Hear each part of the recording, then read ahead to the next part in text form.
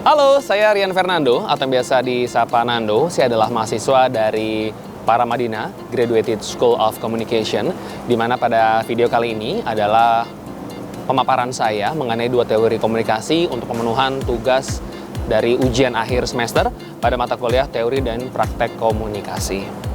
Saya saat ini tengah memilih untuk menjabarkan mengenai 2 teori komunikasi, di mana teori pertama yang akan saya bahas adalah Social Information Processing Theory. Sebagai pembuka, menurut survei dari Pew Research Center, 76% orang dewasa yang menggunakan situs jejaring sosial bisa dikatakan cukup aktif, di mana bahkan sekitar 35% orang dewasa di atas 65 tahun turut menggunakan sosial media.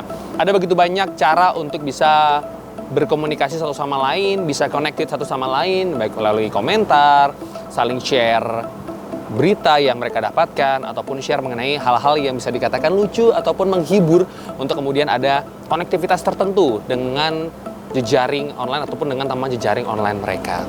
Dan ternyata di era inovasi digital, teori SIP ini telah terbukti relevan. Walter dalam pengembangan SIP pada awal 1990-an dihadapkan dengan skeptisme terhadap keintiman online.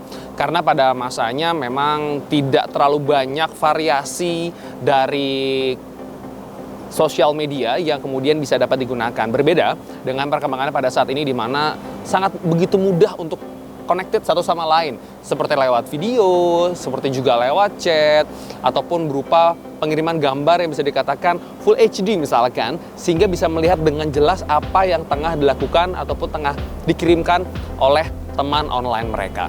Meskipun komunikasi online terasa impersonal, Walter meyakini bahwa seperti komunikasi tatap muka, komunikasi online juga dapat hangat dan juga memuaskan, ditambah dengan bagaimana kesibukan dari masing-masing individu yang memiliki rasa atau memiliki hasrat untuk tetap connected dengan orang lain. Sehingga kehilangan isyarat nonverbal tidak dianggap sebagai hambatan fatal dalam membentuk kesan terhadap orang lain. Sebagai contoh, remaja Amerika rata-rata mengirimkan dan menerima 30 pesan teks per hari atau sekitar 900 pesan per bulan, yang terus sempat meningkat seiring dengan bagaimana aktifnya mereka menggunakan sosial media. Dan seperti yang diyakini oleh Walter, remaja juga meyakini bahwa pesan singkat tanpa isyarat nonverbal tetap dapat memenuhi kebutuhan mereka akan informasi sosial, termasuk dari sisi persahabatan dan juga ketertarikan romantisme. Walter menggunakan istilah hiperpribadi untuk menggambarkan hubungan online yang lebih intim daripada pertemuan fisik. Pengirim pesan memiliki presentasi diri sendiri dan mereka dapat menciptakan kesan positif tanpa khawatir adanya kontradiksi dari penampilan fisik atau keberatan dari pihak ketiga.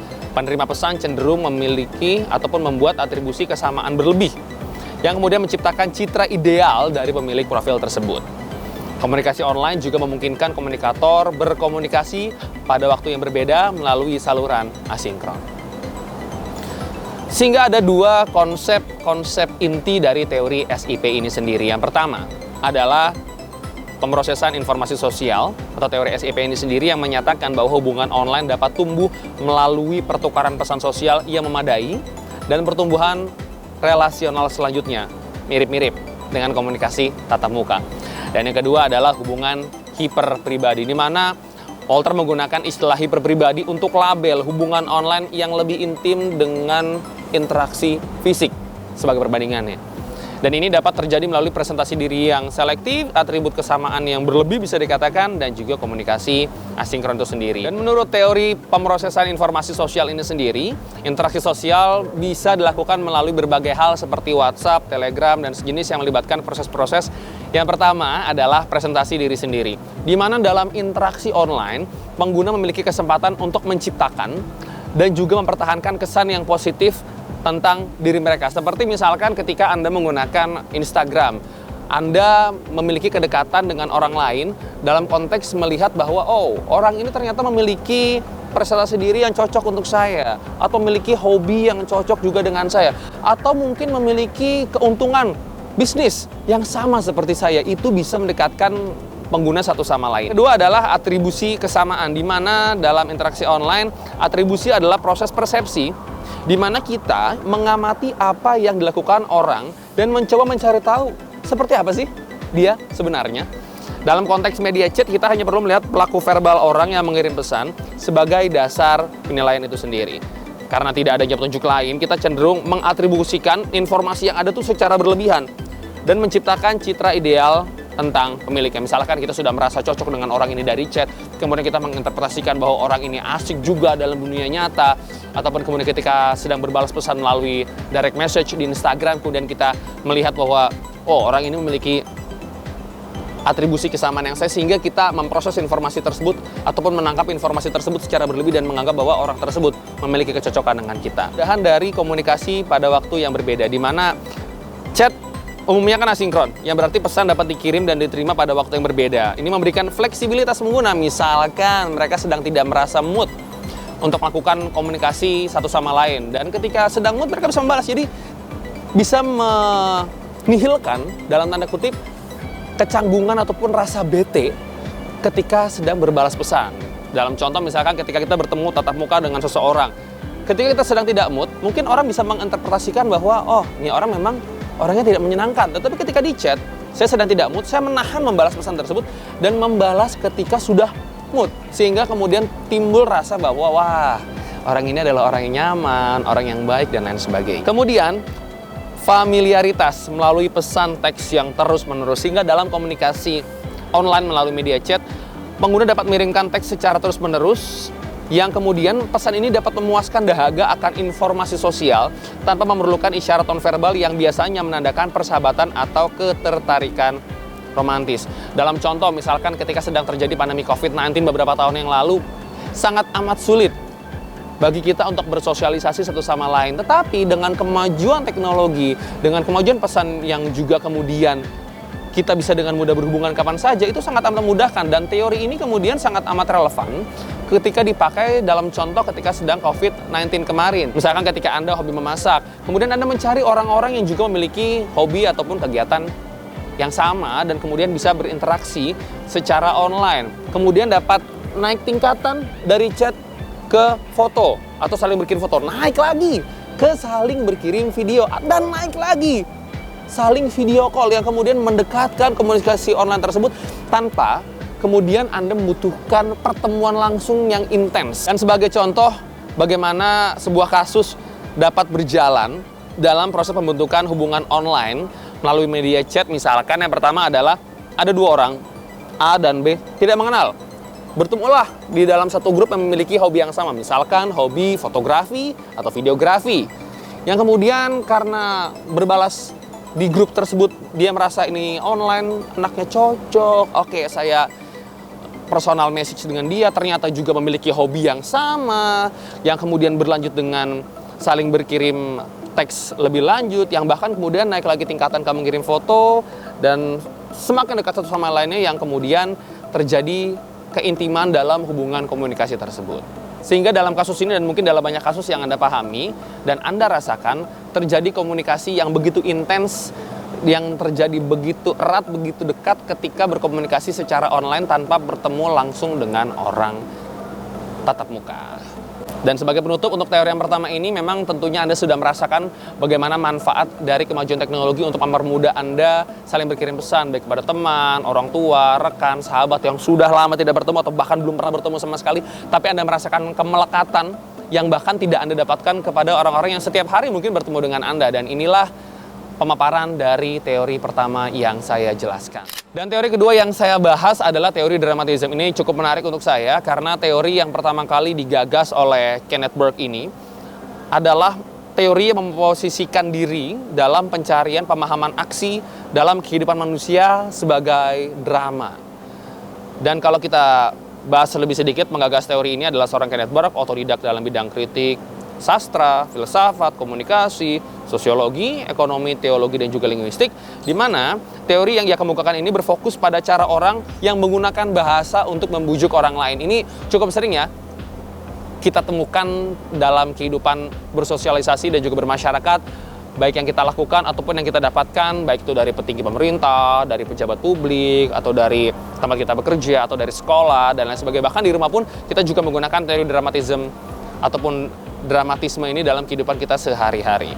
Dan salah satu alat analis utama dalam dramatism adalah pentat, yang digunakan untuk mengidentifikasi elemen-elemen kunci dalam suatu pidato atau pernyataan ataupun dalam komunikasi.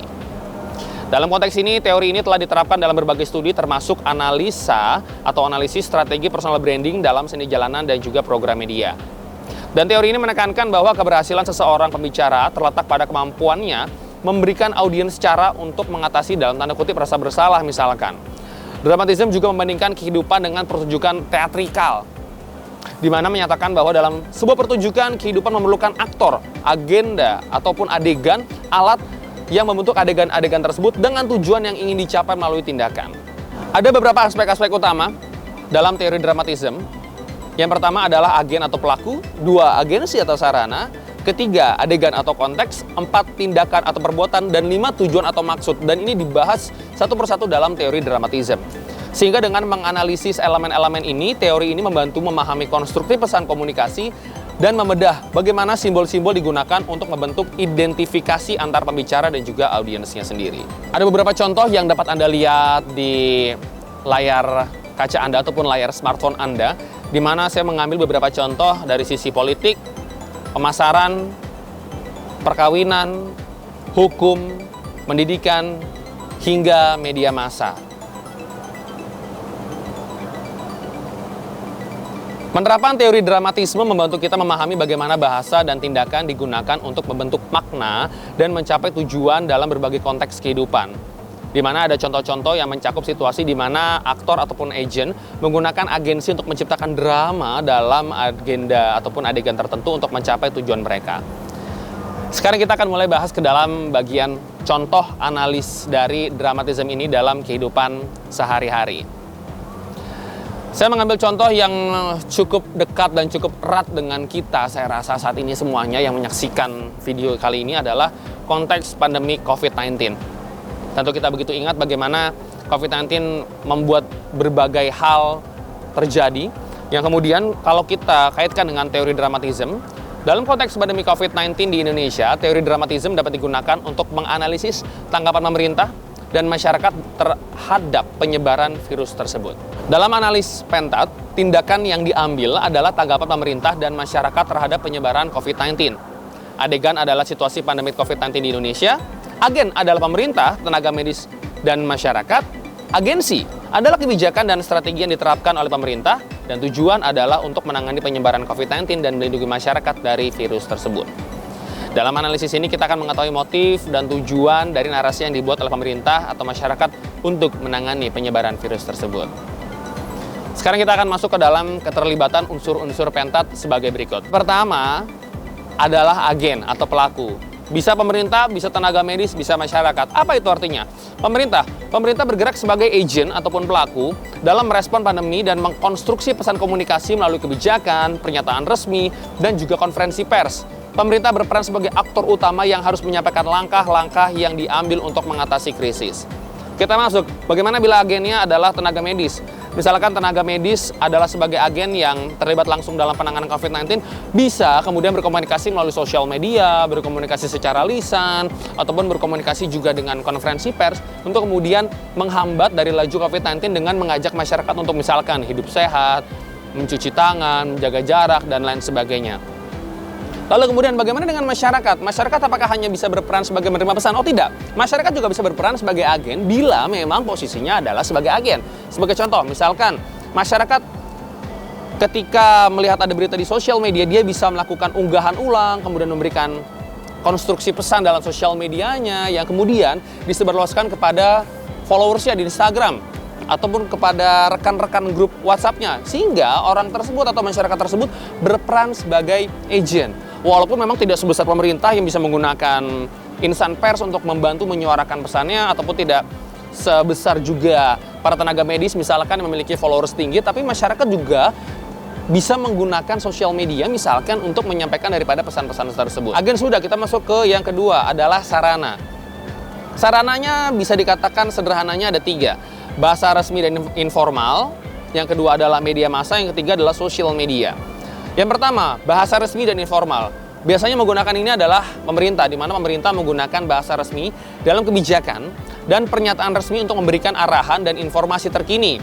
Sementara bahasa informal dapat digunakan oleh tenaga medis dan masyarakat dalam menyampaikan informasi dengan cara yang lebih mudah dipahami. Kemudian kita masuk ke yang kedua adalah media massa. Media massa Pemerintah, tenaga medis, dan masyarakat memanfaatkan media massa seperti televisi, radio, surat kabar untuk menyampaikan pesan-pesan kunci terkait pandemi.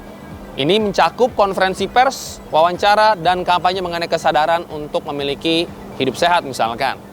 Yang ketiga adalah sosial media. Kenapa saya kembali menyinggung sosial media? Karena saat ini hidup kita rasa-rasanya tidak lepas dari sosial media. Pun Anda yang menyaksikan saat ini juga menggunakan sosial media, YouTube ataupun Instagram dan lain sebagainya untuk kemudian melihat dan menyaksikan tayangan ini sendiri.